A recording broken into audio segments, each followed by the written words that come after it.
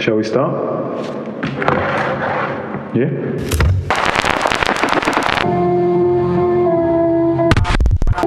This is a bit on.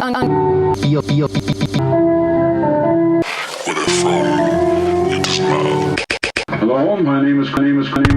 I'm going to introduce you to a new science, or perhaps an old science, depending upon one's viewpoint. The film you are about to see has no characters. If you spare a little of your imagination, it is a film to describe to you the effect of cymatic frequency. Dopamine is a chemical responsible for making you feel good. Not showing our faces. What makes the music is one of the things which defines who we are.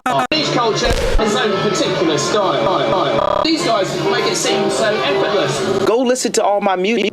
It's the codes of who you are. The notes are just thrown together. But that's simply an illusion. You got to teach him about the code. For like three and a half hours, so it's been crazy, you know. I know kind of fried. I know exactly what you're talking about. Bouncing stems might be. Yeah, man. I hate it more than anything to do with like the process of making music. Bro. I think I don't like it's it like, the most. If you work in a store and you do like the yearly inventory, it's like that. Yeah, exactly. Especially when you don't actually stem your music out when you're making it. So right, yeah. So you've got like synths over here, vocals here. Some of the vocals that are in like background vocals are not even in the, are not even in the display. You have to like scroll down. It's all over the place. And then an engineer's like, oh, can you stem it? And you're like, ah. I know, right? Yeah, it's been, I try to keep it as tidy as I can. But again, like when you're recording with the artist, like now today, I really just went through, like all the beginnings, all the endings of like the vocal takes and really like tidied up. Yeah. As, you do that and you also have to like separate and find fitting names for everything. Like it was, 3.5 hours. No, I get it. I know exactly what you're talking about. I think now it's done. Well, that's the part. Once it's done, you feel better about yourself. You're like, yeah, at least this is. I would say stems, mixing when you don't have a reference mix. It's like when you have to mix from scratch. So those two things, and I'd say mixing other people's beats. I think those are the things I don't like the most. Not you don't mind doing them, but they're less about creative input, I'd say. They're more about it being correct. I don't even mix, I don't even try to mix my own stuff in terms of like the official mix. I do my demo mix and I want to send it away because I've been sitting with this song. Like I wrote the song, I fucking produced the song, I recorded the song, vocal produced the song, let someone else take over, I don't want to sit with the fucking kicks and sidechain and, EQ. I don't want to do that. I do it when I produce, but like the detail stuff, I'll just send it to someone. No, I agree with that. I'm the same. The final hurdle was always the same engineer I've had since the beginning. He just that's dope. Touches everything up and makes sure he does that. I'd say, I'm probably annoying to him in that regard, where I don't put things in the right places, and he has his own ways. And I think I've got better over the years. He'd probably maybe say different, but in general, I'd say he's the key to the final, and me being like, yeah. And you have to also try to let go from the demo-itis and be like, oh yeah, like this sounds, sometimes the kick doesn't sound exactly how it's been the entire time. And you think it sounds bad, and it doesn't necessarily sound bad. It probably sounds how it should be, So. Right. Yeah. For sure. But a tip I can give you actually that I do at least when I bounce stems now, I've done it for a couple of years now, is when I name the files, I categorize them into like drums, bass, keys, vocals, guitars. Okay. So it's like DRM kick, DRM rim shot, DRM hi-hats, and then it's like Vox, lead Vox, Vox background chorus, whatever. And it's like when the engineer gets that, everything is just sorted by, alphabetically. So no, for sure. No, that's a good tip. For everybody as well. Anyone who is stemming out music is a good tip for them. My thing is because my mind works quicker than my hands can. So I was thinking about that. There needs to be some sort of, I think there are these AI tools that exist. But I think there'd be something there for like producers, which can kind of more track your eye movement. Oh, word. You get what I'm saying? That's some Minority Report shit. Imagine it could track your eye movement, because sometimes you want something lower, but then so if you could basically remove or speed up the brain to hand function by, even if it was just by a few seconds, I think a producer could just kill so much time, when you're sitting back and you're like, oh, that needs to be down, and you're like, oh, stuff like that. So, but I agree. If you can just try to make it that makes sense to you, because sometimes it's organized mess that you understand, but someone else, so you have to try to put it in a way that respects the other person's time. You know what I mean? So exactly. And I always do the same system with the drums, with the kicks. So yeah. I'm also looking to like have that relationship with one engineer. I don't have that at the moment, but okay, that's gonna be ideal to like find your person that you also always can like work consistently with, and that knows your vision. It's like, yeah, that sounds really dope to me. No, definitely. I think also as well, someone who can add value at the end of the day. Like, it doesn't just kind of listen to you, they kind of add value to what you're doing. So they kind of can challenge you as well and be for like, sure. Hey, by the way, I think maybe like sometimes I get like alternate endings and stuff like that, or if I faded out something, it might be like, look, I've sent you what you wanted, but here's a version where I think maybe you might be able to end it slightly sooner, because that noise at the end, I mean, is it necessary? But if it's like a part of the vision for the next song, then he might understand, but but he might be like, look, gotcha. maybe take a few this off the intro, or maybe I'm pretty sure it probably plays tricks on me as well, where I'm like, oh, can you turn up the drums? And he sends it back, he hasn't done anything, and I'm like, yeah, that's perfect. Right. There's a thing apparently amongst engineers and like even producers, when they're doing like some work towards like sync or whatever, like you put something in the production or in the sound that's very obviously like wrong or off, so it kind of like deviates the customer to like focus on that and be like, oh, it was some strange noise there in the intro, could you just take that away? Okay, yeah, I'll take it away. And then they won't think about all the other stuff that they might have thought about otherwise. So it's like also a mind trick to get your vision, the customer to approve your vision more like effectively. Yeah. No, definitely. I've definitely got them over the years. Because the hardest thing is because I think I was really bad at mixing in the beginning. So I just trusted everything.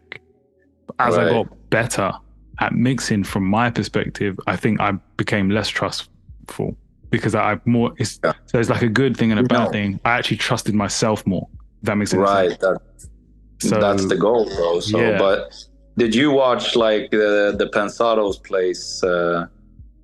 You know what that is, right? Yeah. That's how I like really got into.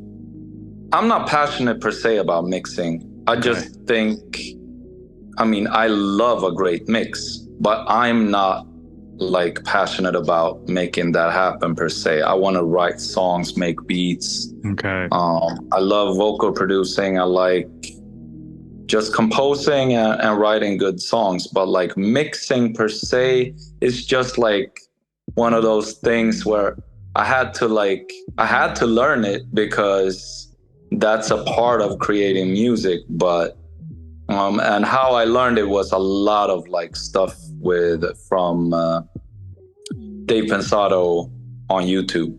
Pensato's plays and like all those like mix with the masters and waves mixing tutorials and stuff like that. I was just sitting there watching how they did it. Oh, they used the waves vitamin or whatever. They used that C4 but then it just takes years to fucking to hone in on like the results. At least for me, it took a long time to actually, just have the sound, the results. Because at first it was just like a thing. Yeah, the masters mixed with this CLA, I don't know, like whatever plugin, and I would just load it up. But I didn't really I couldn't really use all the, like the SSL, for example.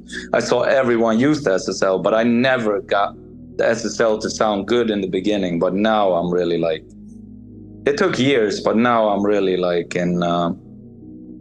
I would say I'm quite happy with my demo mixes for sure. Yeah, for sure. I think they sound mature enough.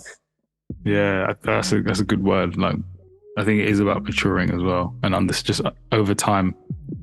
Because I think your ear, you become, you like certain things. Like a lot. To be honest, a lot of my journey within mixing my own songs has been just trying to get it to sound professional to me. Sort of. So just hearing, I don't know, whatever's on the radio and being like, oh, that sounds so professional, and just basically spending time trying to get that. So doing the exact same thing you're talking about with different YouTube videos and seeing different like presets and how they use different plugins and all of that stuff, just to basically, well, that must be what you use to make your song sound professional, right? And you just do that over and over and over again, and then eventually you kind of find your way, and which makes sense for you. But I also think the good thing about it is you're always learning, because I would say, like you said, we're not passionate about it, so we're always learning tricks. Like still today, I'm learning. I'll see on TikTok an Ableton trick that I don't use, and I'm like, oh, I need to use that because that will just save me time. Or that's just all of a sudden your drums sound different, and I don't know. Like it just changes things. So you're constantly evolving as a producer or engineer. Right. Yeah. Totally. And again, for me, it's not even about like. Again, I'm not per se passionate about sitting there like with the minute details. I'm more passionate about like pressing play and getting something that I really, really get moved by. The idea. Yeah. So certain things, I had to learn them. It was just necessary for me to learn them, like a good vocal sound, a good recording, and just certain stuff like smacking drums or whatever. But in terms of like mixing a record, like automating and like, fading out the fucking breaths in between the words and stuff like that. I'm not. I'll just send that to someone else, bro. Like, no, for sure. I'm lucky because I used to engineer. I'm lucky I got quick at that. So I've got like a technique or a preset which I'm just now can do that stuff quite quickly, or just remove silence, for example. I learned exactly how to do that. Remove silence, done. I know that's done. Put everything on a fade plus 10, done. So I know that the basis of that is done. And I don't actually have to then, after listening to it a few times, then you're like, wait, something's bugging me here. What? And it's like like a T is too pronounced or something like that. So yeah, I would, hopefully someone else can kind of see that, because maybe within the elements of an entire song, your ears are too tired to recognize that. Do you want to keep that breath? I think it sounds good. And then, that sort of thing. But for sure. I wanted to call you. I'm probably going to keep that, because it was just a good conversation. I wanted to call you to ask you a question that I saw online, and I think is a question that I think is quite interesting, which is what makes a good beat? So as a producer and an engineer, a self-engineer, self-songwriter, someone who is very much involved in the entire process from start to finish, and you obviously do it for yourself as well. Right. What to you is a good beat? Wow. Or bad. Yeah, good/bad beat. What would you? Right. No, like for me, again, I am a producer. Let me cut you. Sorry. Can I just get you to introduce yourself just 2 seconds and just say who you are? Of course. Yeah. Yes. So my name is, or rewind. I go by the name of Pure. I'm a songwriter, producer, DJ, and I'm mostly in the field of R&B and hip hop, but I'm open to any styles. And I've been writing music and producing and rapping and vocal producing and engineering. I've been doing it for probably over 20 years now. Man. And I'm based in Stockholm, Sweden at the moment, but I'm actually working towards moving out to Los Angeles early next year. So I'm gonna be out there. Amazing. Yeah. Perfect. So, well, we can definitely circle back and like have I'd definitely love to tap into you a bit more. Obviously, this question was just for like a previous episode, which I wanted to tap, but I definitely want to confirm that we can have another conversation and tap into you and what moves you and everything about surrounding your creative process, just as a producer and just someone within music who I respect and someone who I've met and who I definitely would champion to anybody else. You know what I mean? So appreciate you, man. Yeah, for sure. But yeah, what makes a good beat? Okay. Yeah. So to me, that question, like when it lands in front of me, I would say, because I am a songwriter, I look at the big picture. I always think that the song should win. So if the beat is like two sounds, but it makes the song really, really, like it just highlights the song that you want to present, that is a good beat to me. But if it's just an instrumental, like just the beat, there are no vocals, I would say anything that would just like move me emotionally or physically. So some beats, I mean, obviously are more like groovy and rhythm based, or like has that, like I'm big on J Dilla. J Dilla really, really changed how I, just perceive music and how to like produce. He was one of the big idols when I came up, like in, early 2000s. So Dilla, for example, always had that swing or that groove that, I don't know, bro, like it just made me feel really good, but at the same time just gave me that stank face or whatever. So definitely that. But I mean, again, some beats don't even have drums, and they can still be amazing. True. I'm big on chords. I love chords and harmonies and just like movement in the harmony, and just like Quincy, Pharrell, all those really soulful chords and pads and keys or whatever. So when I produce, I tend to like take a little bit of all of that. Like I always want to have a really like soulful or like some sort of chord progression or harmony that really like sparks my emotions at least, or like, like it has to stir my soul per se, so I am definitely spending some time on the chords and really making sure that the chords are hitting. Because to me, chords can hit, not necessarily just a kick and a snare that is like hitting. For but chords can definitely hit. And then obviously the sonics, like what sounds are you using and how are you layering it? It's something that comes very naturally to me now since I've been doing it for such a long time. But, you know, like when I'm producing, I'm thinking about just how to layer everything. Well, I'm not really thinking about it, but I'm doing it. So I'm layering sounds. I'm not just playing a sound and that's it. I'm like, I can play that sound and, you know, man, like you put a melody on top or like something that works with that sound or that harmony, and then maybe a counter melody, and, you know, just build. You create a whole fucking world, basically. Yeah. So a good beat to me is like when you press play, you're gonna enter into a world, whether it's a funky ass groove world or just an emotional, like melancholic or anything in between, a happy but just something that like transports you somewhere, or again, emotionally or physically, or spiritually. No, that's I couldn't agree more. I think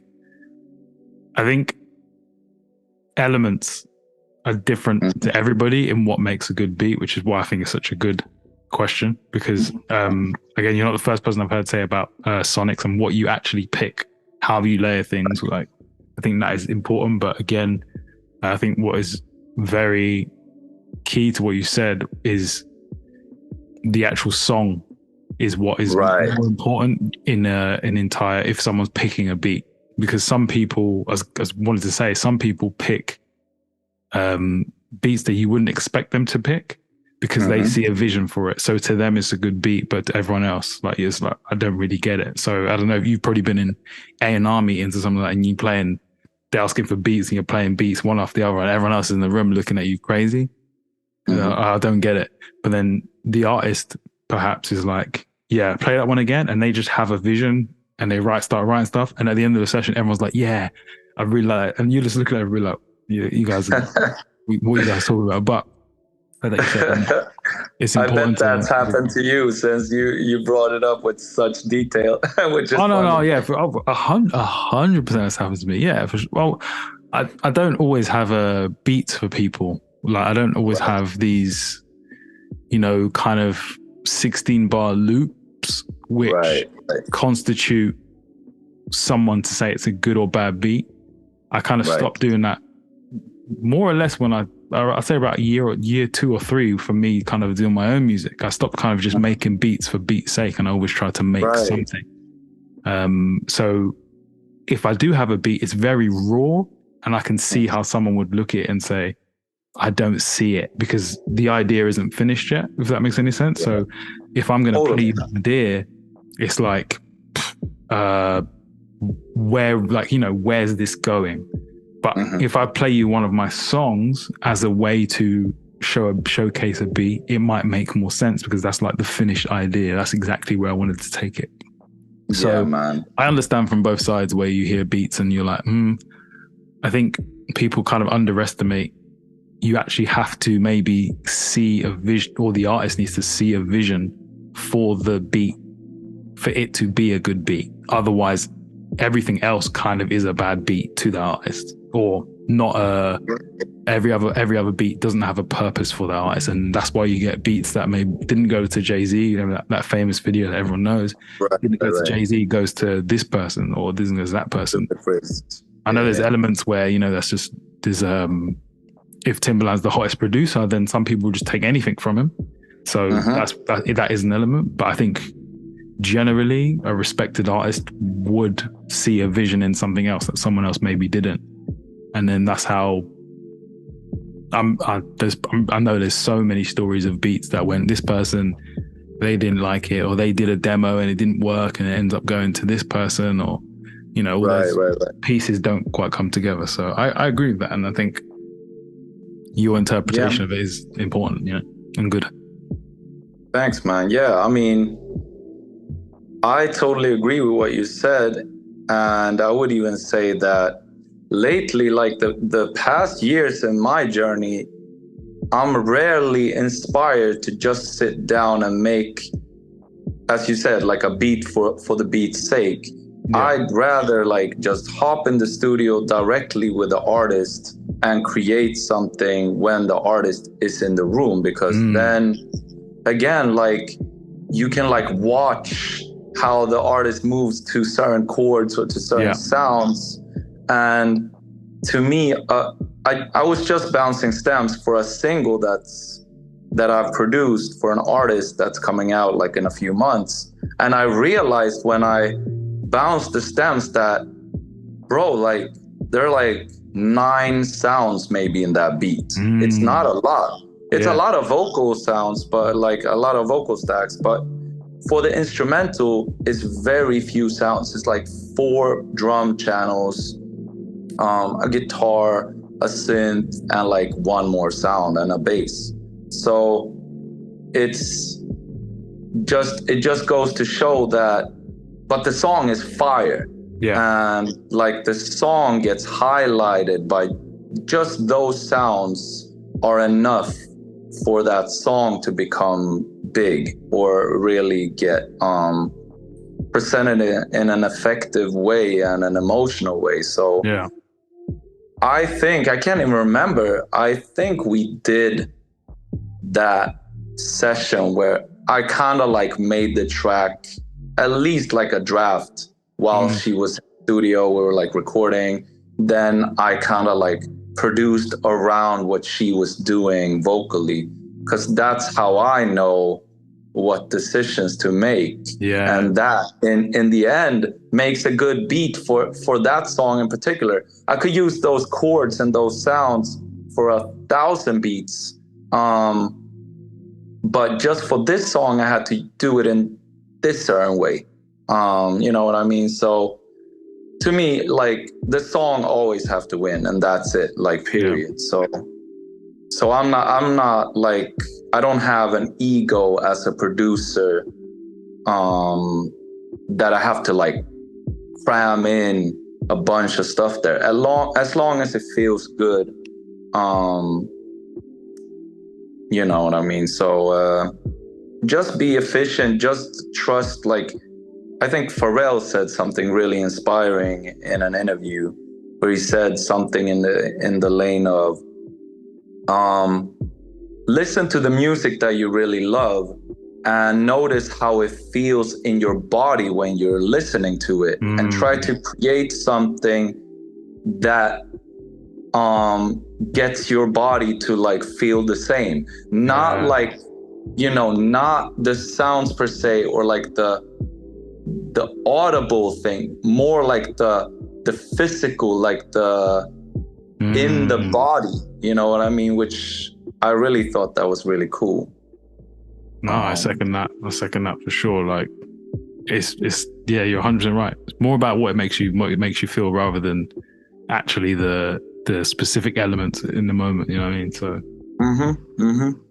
no. And you know, like, and then we all have like throughout the years you kind of like develop your own style. So I know more and more like which bass sounds and which keyboard sounds and synths and guitars that I like and I want to use. So I mean, it's so subjective to say good, because those sounds are really, really good to me, though they make me feel something, but it might not be the same for everyone. But again, feeling, if it makes me feel something and I love it, I know since I'm a human, other humans will also love it. So that goes back to like trusting yourself and your instincts and your intuition.